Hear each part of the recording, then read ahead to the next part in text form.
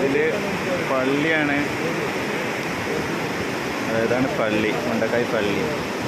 അതിൻ്റെ ഇതാണ് ഞാൻ പറഞ്ഞ റിട്ടൺ വാള് അടിച്ച വീട് എന്ന് പറഞ്ഞാൽ ഇതാണ് റിട്ടൺ വാളാണിത്. അതിൻ്റെ മേലത്തെ വീടും ഈ ഒരു വീടും ഇവിടുന്ന് കാണുന്നുണ്ട്. പിന്നെ ഇത് പള്ളി. ഇതാണ് മുണ്ടക്കായ് സ്കൂള് എന്ന് പറയുന്നത്.